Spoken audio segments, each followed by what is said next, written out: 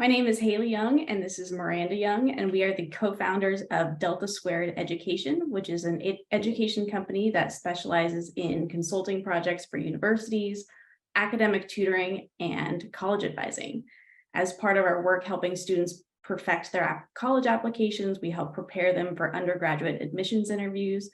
And then as part of our work for alumni associations, we have also served on scholarship committees for UC Irvine, Duke, and Harvard, two of which we share in common with you. Yes, I'm so glad to have you two here. Thank you so much for your time. And so you've certainly seen a lot, just the run of the gamut in terms of, different schools as well as different pools of candidates and qualities. And so I'm curious, just overall, what are some of the common misconceptions or mistakes that you've noticed that students, especially in today's modern world, make in their interviews or admissions in general? Interviewers genuinely want to get to know the student. And as such, the student should feel like it's a great opportunity to bring their application to life and to really share stuff that they have already written in their application and just expand on it. Absolutely. And for me, the biggest mistake students make is answering questions generically. I mean, we hear over and over again that, oh, I really want to be a doctor because I want to help people. So we really press our students on, okay, well, why do you want to be a doctor? What specialty? What has made you want to even pursue that field? So really be able to come up with your statements and be able to back up why that is the case. Yeah, I love that. Mistakes and misconceptions. And, Miranda, you are so right. And, I think as an alumni interviewer myself, I noticed that a lot of candidates come in thinking with that mentality of, I'm here to fail. You're going to poke holes at me and, look at my weak spots. But genuinely, I really want to get to know the student, whether he decides to go to the school or not. And of course, on the flip side, as an interviewee, I have gotten to know my interviewers in such way that we kept in touch, just even without going to that school. And we just made such a special connection. And that's really the ultimate goal. It's part of networking in some sense, right? And so taking that opportunity, not just to go into the school, but to really have a potential mentor down the road. And so, and Hayley, you mentioned, right, answering things so generically. And there's been times where, as an interviewer, I ask questions just so that I can get that essence out, right? So I'm curious, as an interviewer or as a consultant who coaches students for interviews, what type of strategies or really questions that you find that are particularly effective in whether it's assessing the candidate or helping this candidate latch onto that question and kind of provide more details? I mean, just kind of expanding on what exactly you just said, it's the student needs to treat it not as an interview, but as a conversation. It's really not a question and answer period. It's a conversation that you're there to help fuel. It could be a great networking opportunity or opportunity to get a mentor. So it's not really a back and forth. Shouldn't be a regurgitation of your resume or you listing, your accomplishments or list of attributes that you're looking for in a school. And like you said, it's a really good opportunity for the school to get to know you, but also for you to get to know, what the school can offer and what sort of synergies you can develop while you're there. Yeah, and as I said before, really the biggest strategy I have for students is to be specific. Unless you are specific in being able to articulate who you are, there's absolutely no way for that interviewer or the school at large to be able to distinguish you from the tens of thousands of other applicants.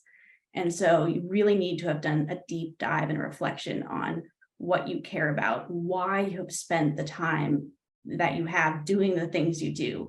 As we all know, time is extremely limited. There's 24 hours in a day, and you have made active choices to do the things that you have.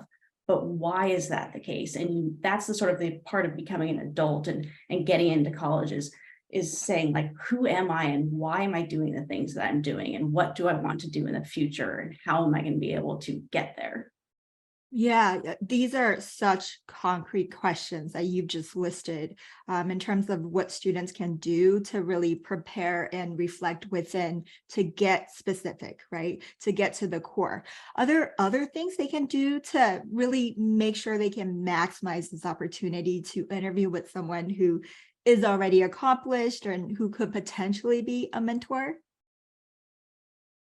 I mean, I think like with everything, interviewing is a muscle that you need to work, and it just takes a lot of practice. And so I always stress that, you should be rehearsing questions with anyone and everyone who will talk to you. So friends, family, have them really grill you and press, why you're doing things, they can help you just kind of answer questions better. And also like do your research going into an interview. Like, try and understand who you're going to be talking with.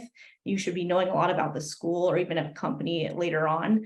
And so you're prepared to ask questions. Going off of what we said before, it's not, it should be an easy conversation with somebody. And so being prepared, so that it comes off easily is really key. And I always recommend having a resume handy. If you haven't already had the opportunity to provide that to the school or the interview ahead of time, then the interview itself is a good opportunity to do that.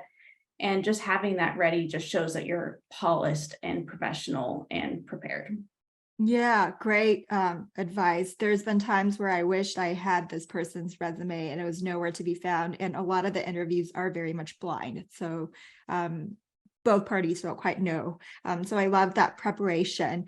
I'm curious with the last question, having done, real interviews and mock interviews, right, to help students prepare, like what makes an interview memorable or impressive for you?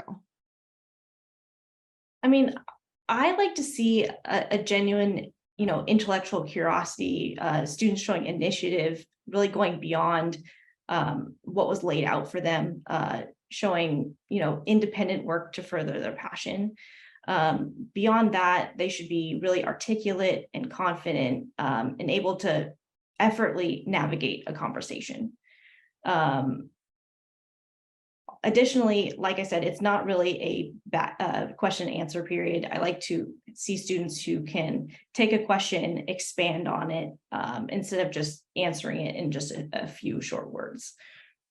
Absolutely. And like Miranda sort of touched on before, we really harp on the fact that students need to have done some serious research on the schools that they're actually applying to, because oftentimes a big mistake is students will be like, oh, I just want to go to a big school and it has a football team or it has a good business program, but that doesn't narrow down the search very much. And it will come across very clearly to an interviewer who's so passionate about their specific school and the uniqueness of that school, that unless you describe the school that they're interviewing for, whether it's a specific program that they offer or specific world-class research that you would be interested in participating in, unless you actually talk specifically about that school, they have no reason to admit you to that school, because there are plenty of other ones who would meet the generic criteria that you have described.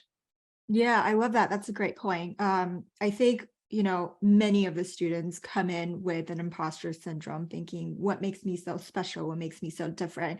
But what you just said, Hayley, is, what makes the school so special and so different to you? And that could be very much a differentiator to show off your passion, not just in who you are, where you want to learn, your curiosity, but also the fact that you are so driven to get into the school because you believe that it's such a great fit.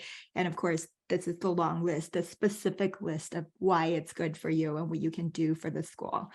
Love that. So thank you again for your time. Absolutely. It was great to speak with you, Jenny.